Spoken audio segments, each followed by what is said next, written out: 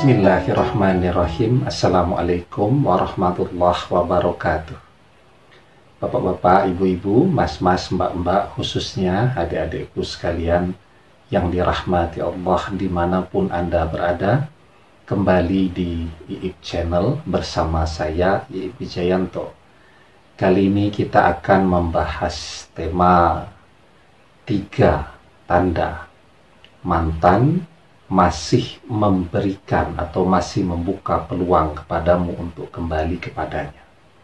Ya, jadi ketika perpisahan itu terjadi, ya, sebenarnya ada 3 tanda di mana peluang untuk kembali itu masih terbuka lebar, ya. Tapi kadang-kadang entah kita yang terlalu cerdas atau kita yang terlalu lugu sehingga kita tidak bisa tuh membaca tanda yang dia berikan, ya. Sehingga apa? Ya, sehingga ketika terjadi perpisahan, yang dilakukan bukan mencari celah atau mencari jalan untuk bisa kembali, tapi mencari orang lain, ya. Nah, padahal yang harus Anda ketahui, ya, bahwa memang yang namanya perpisahan itu kadang-kadang, ya, memang harus terjadi untuk membuat sesuatu menjadi lebih bermanfaat, ya. Anda tahu, ya, misal mobil tuh kalau tidak ada garasi dipakaikan jaket mobil. Bagaimana caranya agar mobil ini fungsional? Ya, jaket mobilnya dibuka dulu dong, ya. Taruh di rumah. Kalau ditaruh di dalam mobil malah ngebak-ngebai itu. Itu jaket mobil tuh kalau kita baru beli itu masih dilempit, ya, masih lipatannya itu masih rapi, kecil. Tapi begitu sudah dipakai itu sudah melebar kemana-mana, ya. Itu kan jadi ditinggal dulu untuk kemudian dipasang kembali kan untuk mengambil manfaatnya tadi, ya. Kemudian begitu banyak, ya, sebenarnya ilustrasi atau contoh-contoh betapa memang perpisahan itu harus dilakukan dulu agar sesuatu itu bisa menjadi lebih manfaat, ya. Nah, baju aja tuh Anda pakai tiap hari, jangan tiap hari. Anda pakai 3 hari aja deh. Apa masih enak? Kan harus dicuci dulu. Dicopot dari badan kita, dicuci, setelah itu dijemur, kasih pewangi kan begitu, habis itu disetrika baru digunakan lagi, ya. Nah, mantan juga sebenarnya seperti itu. Hampir mayoritas orang yang sampai ke pernikahan itu pernah, ya, walaupun tidak semua, tapi hampir semua pernah tuh mengalami kendala, ya, kebingungan, keraguan yang kemudian sempat membuat mereka untuk berpisah. Apa kemudian perpisahan itu menjadi permanen? Kan tidak. Tapi perpisahan itu menjadi momentum untuk merenung, untuk berpikir, ya, untuk mempertimbangkan. Dan pada akhirnya mereka mengambil kesimpulan bahwa kembali bersama itu jauh lebih maslahat, jauh lebih baik kan daripada mencoba peruntungan dengan orang yang sama sekali baru, tidak dikenali watak, karakter, latar belakang hidupnya seperti apa, ya. Nah, jadi ada 3 tanda, ya, di mana mantan sebenarnya masih memberikan peluang kepada Anda untuk kembali bersama-sama. Jadi tanda yang pertama, ya, ketika yang bersangkutan masih mau berkomunikasi, walaupun komunikasinya tipis-tipis, ya. Kenapa tipis? Ya, karena ada konflik kan di situ, ya. Ada persoalan, ada kemarahan, ada perasaan merasa dikhianati, merasa dikecewakan, merasa diabaikan, dan seterusnya. Itulah yang kemudian membuat komunikasi itu memburuk. Bahwa komunikasi memburuk itu tidak hanya terjadi pada dua anak manusia yang saling mencintai.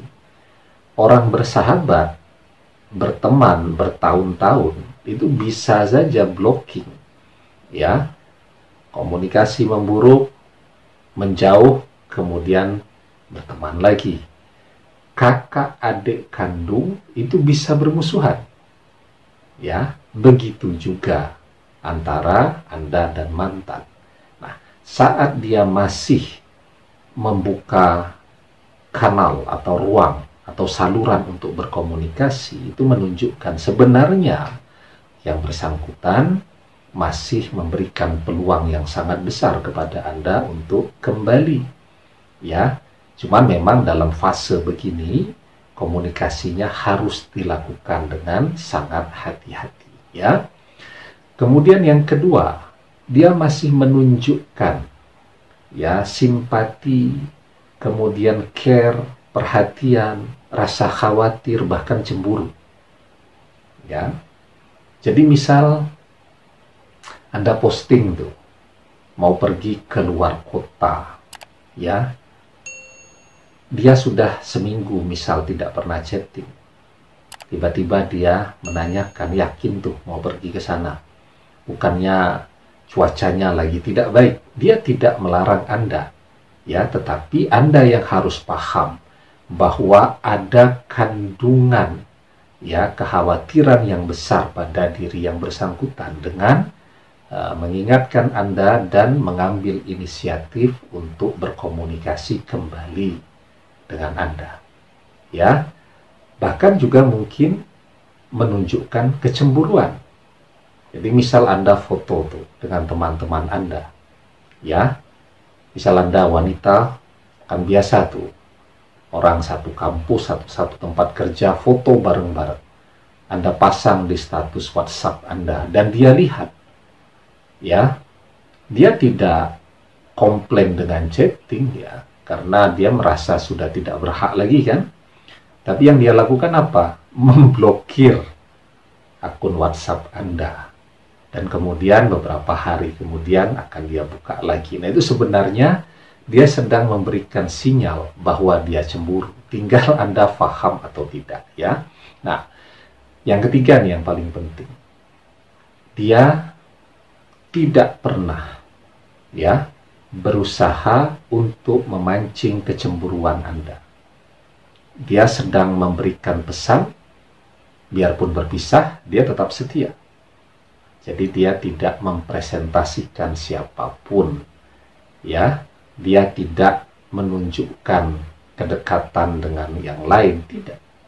Ya, kalau dia posting sesuatu paling tentang pekerjaannya, bukan dengan orang-orang yang baru tadi, ya.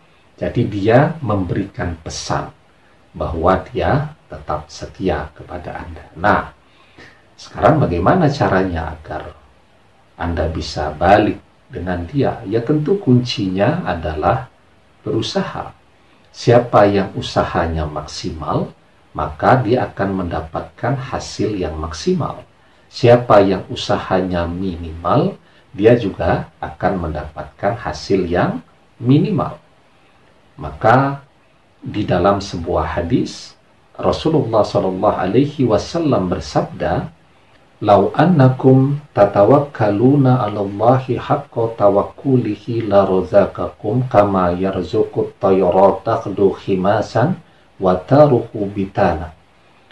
Seandainya kalian betul-betul bertawakal kepada Allah, sungguh Allah akan memberi kalian rezeki sebagaimana burung mendapatkan rezekinya. Burung tersebut pergi pada pagi hari dalam keadaan lapar dan kembali sore hari dalam keadaan yang kenyang. Ya, jadi ini pelajaran yang berharga. Ketika seekor burung tuh dia mau berusaha, maka dia akan mendapatkan apa yang dia usahakan.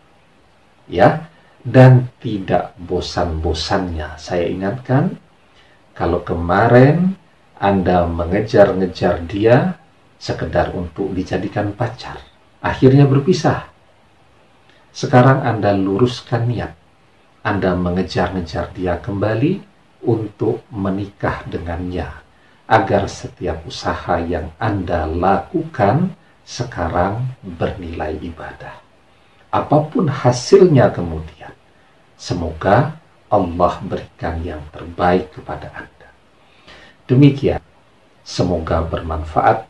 Wallahu a'lam bishawab, billahi taufiq wal hidayah. Assalamualaikum warahmatullahi wabarakatuh.